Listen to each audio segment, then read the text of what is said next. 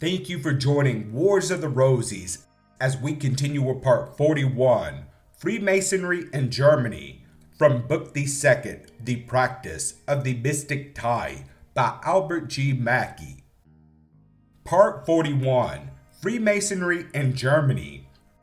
In no part of the world is Freemasonry more deservedly popular than in the states of Germany, and the high reputation which it now obtains among the Germans is one of which is of no new date, but has been the consequence of a strict observance of all its best regulations, and has, therefore, been maintained since its first introduction into that country. The Reverend Dr. Rinder, who published a tour through Germany in the early part of this century, says that in that country it is a general belief and taken as fact that the Germans are much indebted to the order of Freemasonry, as it is certainly owing to that society that many of its princes have become more amiable in their manners and more mild in the treatment of their subjects than formerly. Speaking of the facilities of introduction which Freemasonry affords to strangers, in Germany he uses the following language.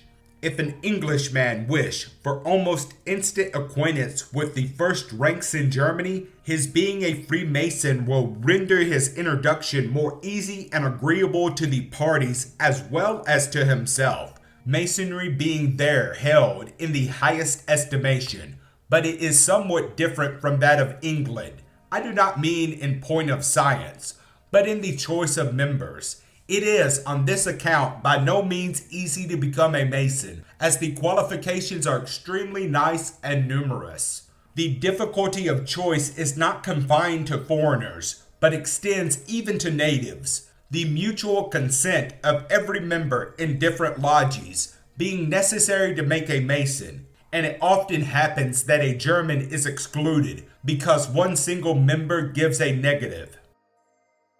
This is a very general rule of Masonry, practiced in all countries and not restricted, as Dr. Rinder seems to think, to the German lodges. This accounts for the advantage of being a Mason in order the more easily to acquire an acquaintance with persons of the greatest respectability. A man will then be introduced to the literati as well as the first ranks of nobility, and, consequently, will never repent having been initiated into this mystery in his own country. And as the English and German lodges are so closely connected with each other, words are inadequate to describe the advantages and pleasures which an Englishman derives from such a union. What delight must a foreigner feel in passing some hours in a German lodge, where everything is conducted with decorum and the greatest solemnity. There he will meet the first princes of the German Empire, nobility and men of learning. Rinder's Tour, Volume 1, page 30. Recent visitors to Germany inform us that the institution has, at this day, lost none of those attributes which entitled it, more than 40 years ago, to this high encomium.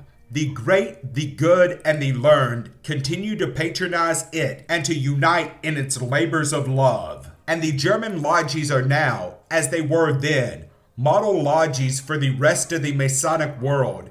Only a year or two since, Prince Frederick of Persia, the heir apparent to the throne, and the Grand Master of the Persian Freemasons, issued a circular to all the lodges, recommending to the brethren strenuously to cooperate with the societies for the improvement of the working classes, which recommendation was attended with the best results. Throughout Germany, there are numerous charitable institutions which have been founded and continue to be maintained by the benevolent efforts of the Masonic fraternity. Among these may be enumerated the institution founded at Berlin in 1819 by the National Grand Lodge of Germany for the orphans and widows of Freemasons, which is supported by annual donations from all the Persian lodges, a poor and orphan house at Prague, a lying-in hospital at Schleswig, and schools and houses of refuge in various parts of the empire.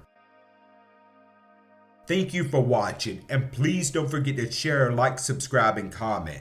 And if you can, please consider donating to Wars of the Rosies.